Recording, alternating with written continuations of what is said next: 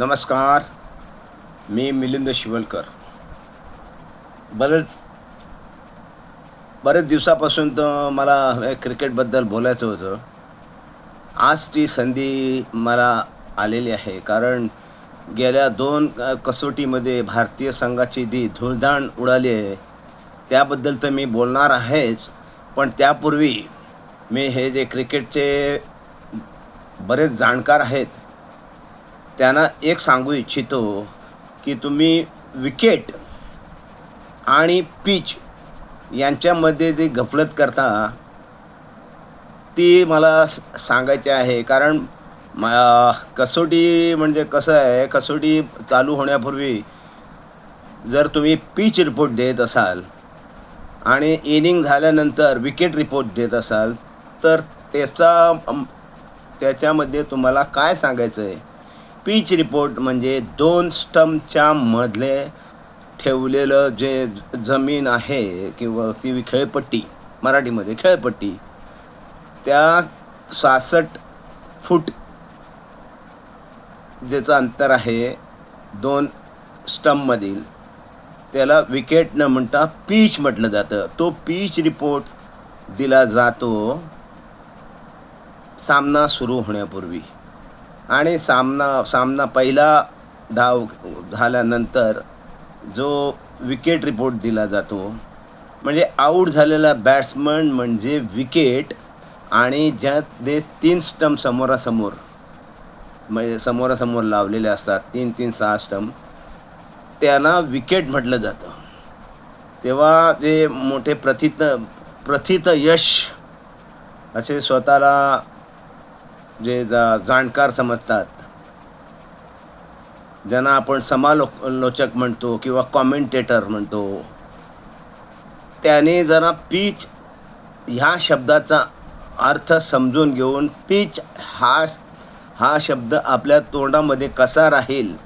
कारण बरेच सारे क्रिकेटर आहेत की जे सांगतात विकेट चांगली नव्हती. विकेट म्हणजे काय, आता मी सांगितलंच आहे. विकेट म्हणजे विकेट वॉज टर्निंग, विकेट वळत होती, विकेटवर बॉल सरपटी ढोपराची वरती येत नव्हता, बाउन्स होता, विकेटमध्ये बाउन्स होता. अरे विकेट म्हणजे स्टंपमध्ये बाउन्स असतो का? विकेट त्या स्टंपमध्ये बाउन्स असतो का? स्टंप वळत होते का? स्टंपवर चेंडू? Because when the commentator say bowler pitching the ball in front of the wicket, तो स्टंपवर विकेट म्हणजे स्टंपच्या समोर टाकतो ना.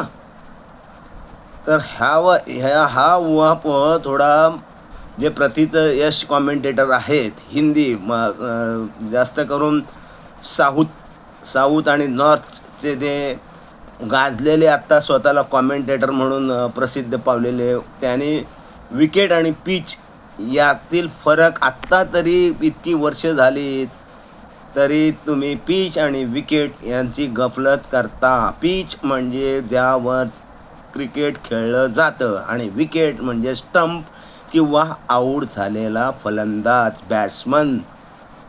एवढं तरी तुम्ही सांगा. प्रथित यश, ही माझी कळकळीची विनंती आहे. जेव्हा मी छोटा होतो तेव्हापासून मला क्रिकेट समजायला लागलं होतं.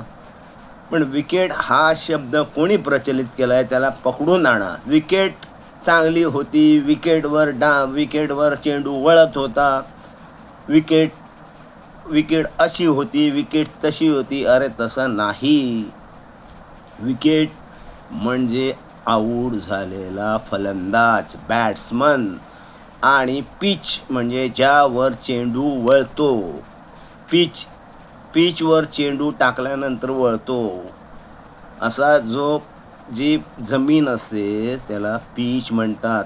क्रिकेटच्या भाषेवर थोडंसं प्रभुत्व असलेल्या माणसाने पिच आणि विकेट यांचा उहापोह करावा. आपल्या शब्दाने इतरांनाही तुम्ही योग्य मार्गदर्शन करा. कारण आत्ताचे मी आता प्रथित यश अशा एका असोसिएशनचा अंपायर असल्यामुळे गेले 30-35 वर्ष मी सांगतो त्यांना घोकून घोकून सांगतो की बाबा पिच म्हणजे विकेट म्हणजे स्टंप ते असतात, पांढरे असतात, कधी करड्या कलर वेगळ्या निळ्या कलरचे असतात, लाल कलरचे असतात, पिवळे असतात, निळे असतात, काळे असतात, जांभळे असतात. ते विकेट म्हणजे स्टंप आणि पिच पिच म्हणजे जे तुम्ही ज्याच्यावर खेळता त्याला पिच म्हटलं जातं. पिच हा शब्द आणि बाकीचं आजूबाजूला असतं ते ग्राउंड असतं. ग्राउंडवर खेळलं जातं ते क्रिकेट. आणि विकेट म्हणजे stump, because when the commentator say his the batsman running in between the wicket, म्हणजे दोन स्टंपच्या मध्ये त्यांचं धावणं असतं. विकेटवर धावत नाहीत, ते पिचवर धावतात. एवढंच मला सांगायचं होतं. आणि दुसरं आता क्रिकेट म्हणजे आत्ताच्या घडीला मी माझं भारतीय क्रिकेट नियामक मंडळ ज्यांना असेल त्यांना कळकळीची विनंती आहे. कसोटीत तुमची टेम्परामेंट बघितलं जातं, तुमचं स्किल बघितलं जातं, पदलालित्य बघितलं जातं. तुम्ही एखाद्या प्रसंगाच्या दडपणाखाली कसं क्रिकेट खेळता, कसं एखादं ओझं दडपण आल्यानंतर तुम्ही तुमचं स्किल, तुमची जी अंगात असलेली कला, क्रिकेटची कला, बॅटिंग असो, बॉलिंग असो किंवा फिल्डिंग असो, ती कशी केली जाते ह्याचा कस लागतो. ती टेस्ट मॅच, कसोटी म्हटल्यानंतर तुम्हाला 5 दिवसाचं आपलं जे काही स्किल तुम्ही कमवलेलं असेल त्याचा कस लागतो. त्या कसोटीच्या दर्जाचे फलंदाज, गोलंदाज तुम्ही निवडले पाहिजेत. कारण आत्ताच्या घडीला पहिल्या म्हणजे तेंडुलकर किंवा तेंडुलकर, गावस्कर, वेंगसरकर, आत्ताचे जे दोन चांगले नावाजलेले फलंदाज आहेत, रोहित शर्मा किंवा विराट कोहली, यांच्या दर्जाचा एकही फलंदाज दिसत नाही. गोलंदाजीत फक्त बुमरा आणि बुमरा. कारण बाहेरून आलेले म्हणजे आउट ऑफ इंडिया येणारे फलंदाज, गोलंदाज जर तुमच्याच खेळपट्टीवर येऊन तुम्हालाच जर नाचवत असतील तर तुम्ही त्यांचं अनुकरण करून गोलंदाजी ते करा ना. स्वतःचं आता 80-90-100च्या स्पीडने जर चेंडू टाकवणार, मी फास्ट बॉलर आहे, तो जाडेजा, त्याला अजूनही इतकी वर्ष खेळतो एखादं बॉलिंग करताना कसा टाकावा याचं त्याला ज्ञान असून सुद्धा तो त्याचा उपयोग करत नाही. हार्मरसारखा एक चांगला गोलंदाज म्हणता येईल, त्याने ऑफ स्पिन कसा टाकावा ह्याचं प्रात्यक्षिक त्या वॉशिंग्टन सुंदरला दिलं होतं, दाखवलं होतं पहिल्या कसोटीत. त्याच्यापासून तरी धडा घ्यायला पाहिजे होता. एक बुमरा आणि थोड्या प्रमाणात कुलदीप यादव सोडला तर यांच्यापेक्षा आपल्याकडे गोलंदाज नाहीत. त्यापेक्षा BCCIने असं करावं, जर तुम्ही परफॉर्मन्स केलात तरच तुम्हाला मानधन दिलं जाईल. कारण ह्या लोकांना तुम्ही 5 स्टार, 7 स्टार, 8 स्टार, 10 स्टारची ज्या काही सुविधा देतात त्यांचा त्यांनी उपयोग केलेला आहे का? कारण आपली जी लोकसंख्या आहे 1,40,00,000, त्यापैकी समजा 50% किंवा 60% लोक जर इंटरेस्टनी तुमचा कसोटी दर्जाचा गेम बघत असतील तर त्यांची घोर निराशा. म्हणजे जवळजवळ 80 करोड जर भारतीयांचा जर भ्रमनिराश होणार असेल, अशा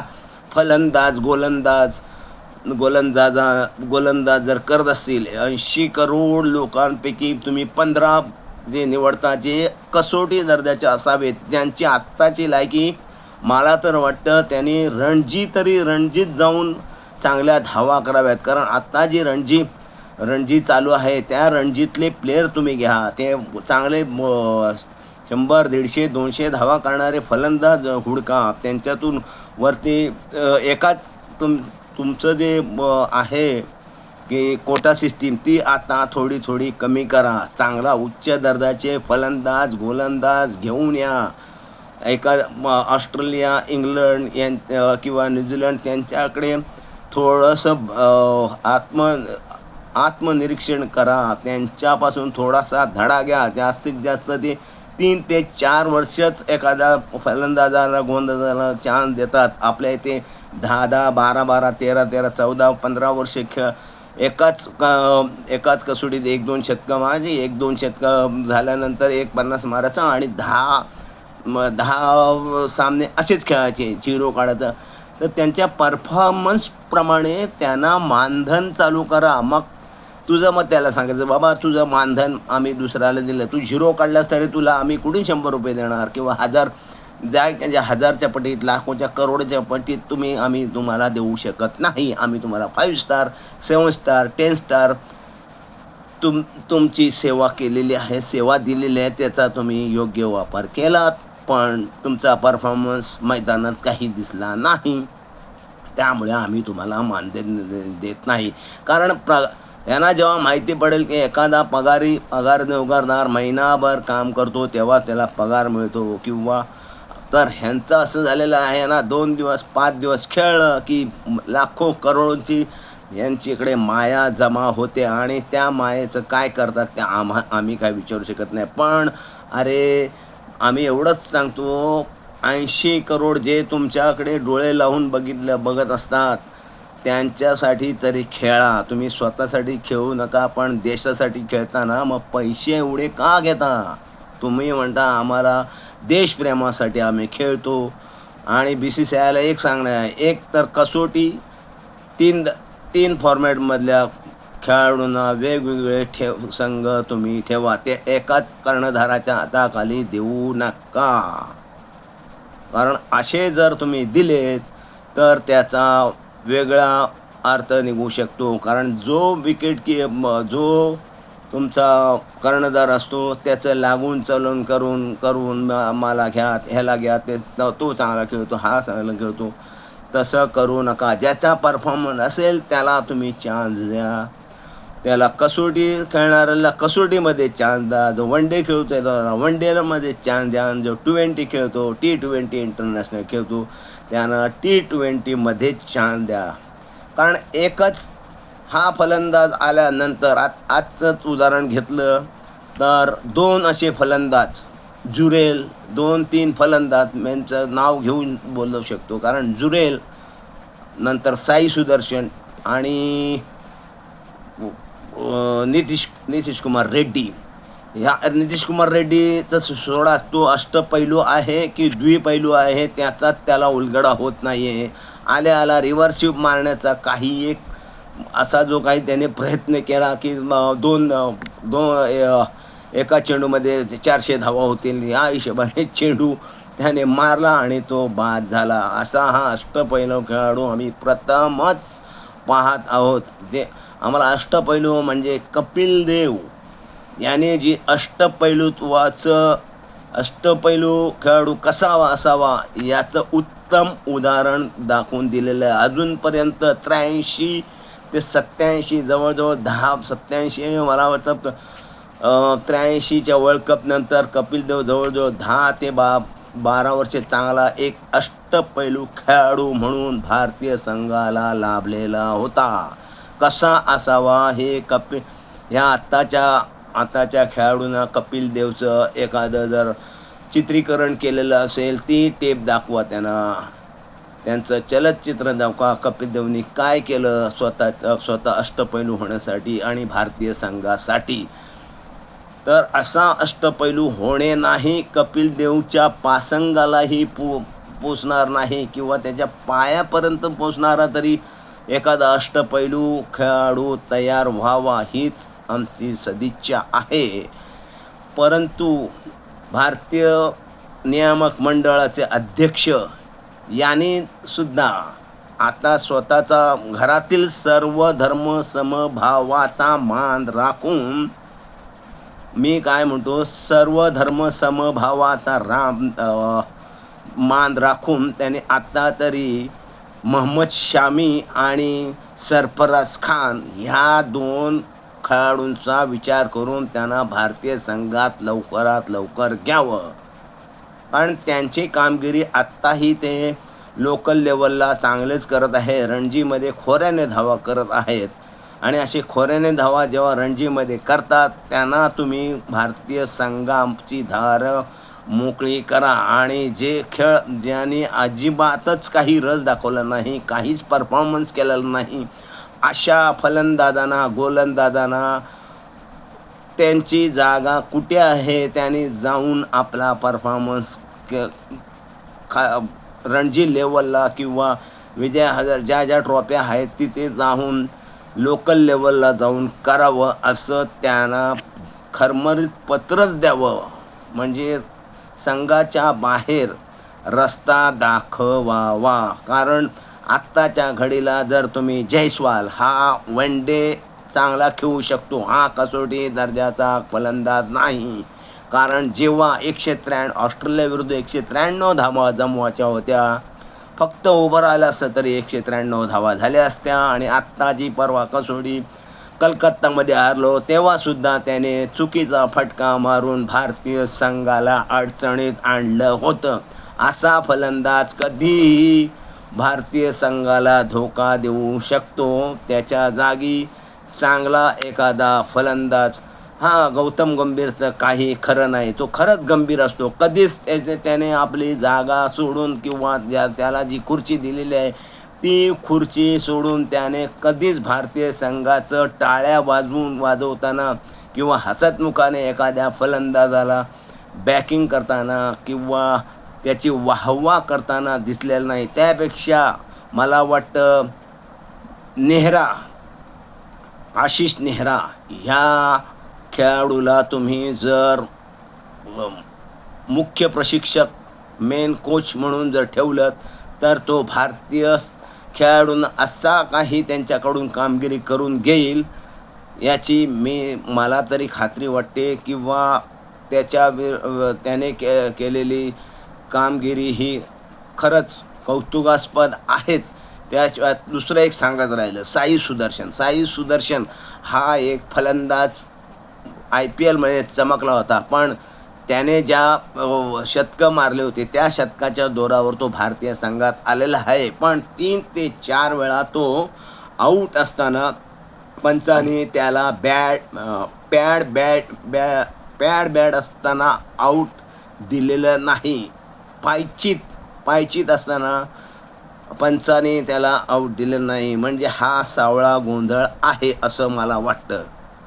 ह्या सावळा गोंधळामुळे असा हा खेळाडू येऊन तिथे नांगर टाकण्याचा फक्त प्रयत्न करतो. तुम्ही IPL मध्ये जर शतक मारता तर तुम्ही कसोटीमध्ये येऊन स्वतःचा पदलालित्य किंवा स्वतःचं टेम्परामेंट जे काही तुमच्याकडे स्किल आहे, परफॉर्मन्स करण्याचं जे सामर्थ्य आहे ते का दाखवू शकत नाही? कारण समोरचे आलेले जे साऊथ आफ्रिकन फलंदाज होते, गोलंदाज होते, त्याने ह्याच पिचवर तुमच्याच खेळपट्टीवरून तुम्हाला दाखवलं होतं क्रिकेट कसं खेळलं जातं. आणि तुम्ही फक्त वन डे आणि T20च्या फॉर्मॅटमधून आलेले फलंदाज गोलंदाज एका दुसरा अपवाद वगळता निवडले होते. एकही कसोटी दर्जाचा फलंदाज गोलंदाज नव्हता असंच म्हणता येईल.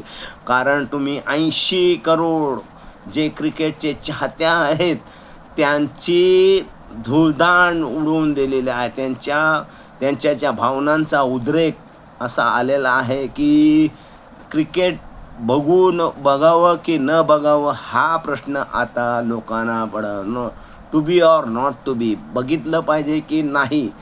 असं तर जे प्रेक्षक तुम्हाला सपोर्ट करतात, ज्या प्रेक्षकांमुळे तुम्हाला पैसा मिळतो, ज्या कंपन्यांमुळे तुम्हाला ॲडव्हर्टायझिंगचे पैसे मिळतात, ज्यामुळे BCCI मध्ये पैशाचा ओघ आहे, तो जर कमी होऊ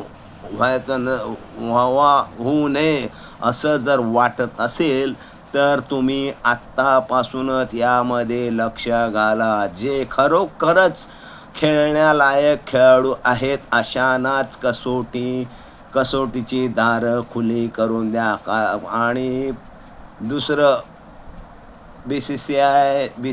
BCCIला माझे कळकळीची विनंती आहे, त्यांना कॉन्ट्रॅक्ट करताना सांगायचं, जर तुम्ही परफॉर्मन्स केलाच तरच तुम्हाला मानधन दिलं जाईल. नाहीतरी BCCI त्यांना 3 स्टार 5 स्टार 7 स्टार 10 स्टारची जी काही देत असते त्यांना सोयी सुविधा उपलब्ध करून देत असते, त्याचा तो पुरेपूर वापर करतातच. त्याशिवाय त्यांच्याकडून परफॉर्मन्स होणे नाही. ते जर किती म्हणाले, जर खरोखरच त्यांना आपल्या भारताबद्दल आत्मीयता असेल तर त्यांनी स्वतःहून झोकून ह्या खेळाची कशी प्रगती होईल, रसातळाला जाणार नाही, लोकांचा भ्रम निराश होणार नाही याची काळजी घ्यावी. एवढंच बस. तुर्तास तरी धन्यवाद. जय हिंद, जय भारत, वंदे मातरम.